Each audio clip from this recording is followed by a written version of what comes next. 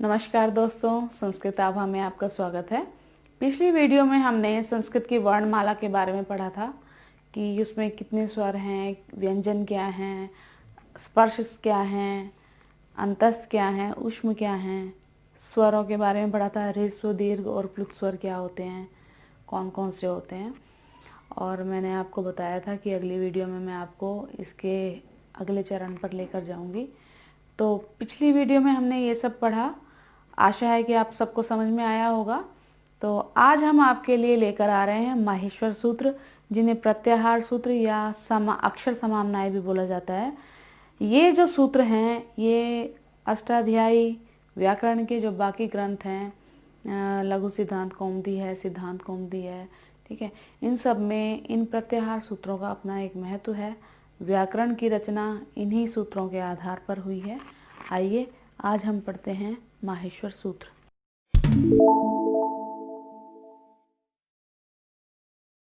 जो अष्टाध्यायी है, ठीक है, अष्टाध्यायी पूरी ही अष्टाध्यायी प्रत्याहारों के ऊपर डिपेंड हो रही है, पूरी अष्टाध्यायी प्रत्याहारों पर ही निर्भर है।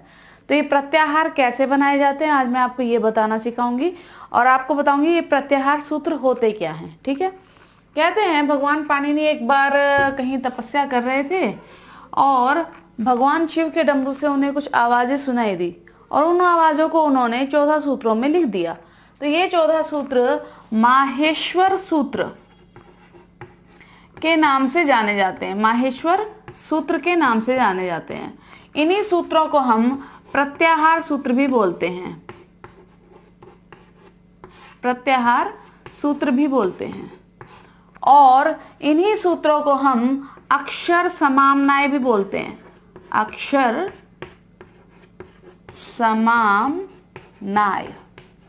ठीक, अब इन माहेश्वर सूत्रों की जो संख्या है, इनकी संख्या है 14। ठीक, आगे देखिए। अब इन माहेश्वर सूत्रों को आज हम पढ़ेंगे। देखिए, आ ई उ न री री क ए ओ न आई औ च ह य व र ट ल ण।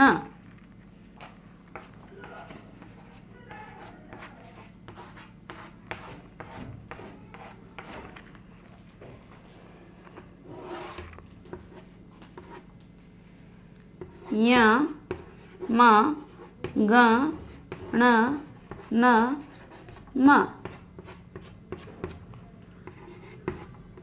झ भ य घ ढ ध श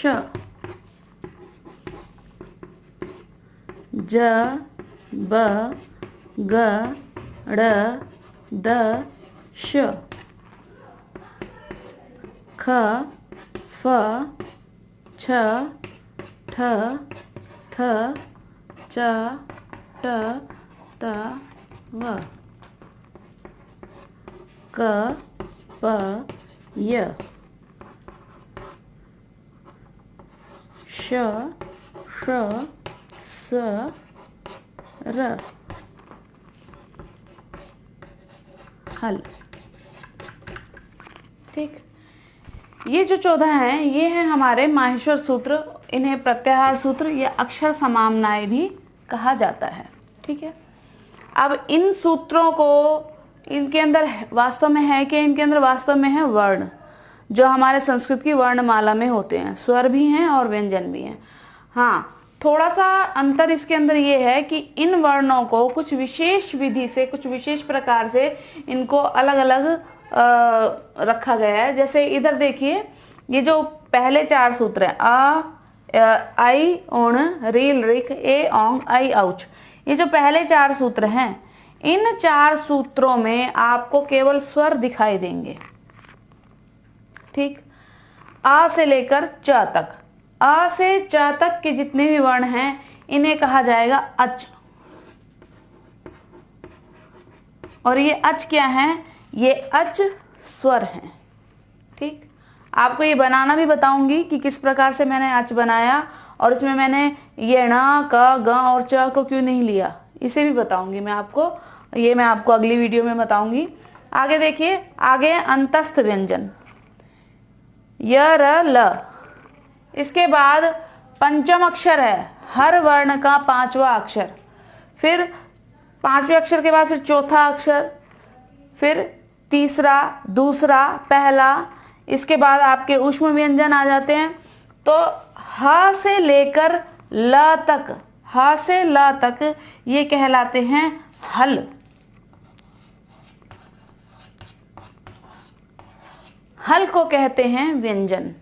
ठीक, तो ये थे हमारे 14 प्रत्याहार सूत्र।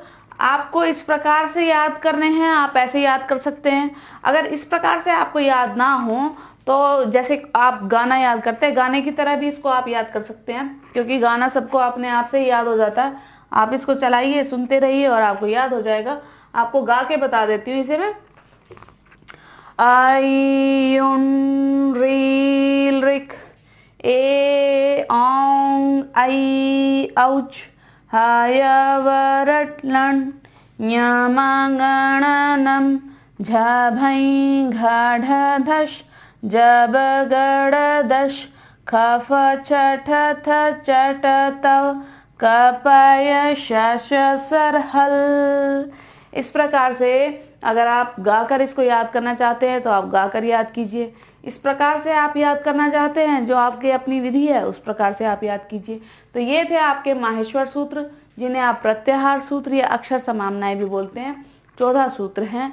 महर्षि पाणिनि ने भगवान शिव की कृपा से इन्हें प्राप्त किया और इन्हें इस प्रकार से उन्होंने विशेष विधि में रख दिया, और इन्हीं सूत्रों के आधार पर प्रत्याहार बनाए जाएंगे। और वो जो प्रत्याहार हैं वे प्रत्याहार बहुत से अधिकतर जितने भी सूत्र हैं उनमें वो सभी प्रत्याहार लगे हैं, और जो हमारी संस्कृत की व्याकरण है वो सारी इन्हीं माहेश्वर सूत्रों पर, इन्हीं प्रत्याहारों पर, इन सब पर आधारित है। आप इसको देखिए और इसे याद करने की कोशिश कीजिए, ताकि आने वाली वीडियो में जो आपको समझाया जाए, जो सिखाया जाए, वो आपको अच्छे से समझ में आ जाए। मेरी और आपकी, हम दोनों की मेहनत सफल हो। धन्यवाद।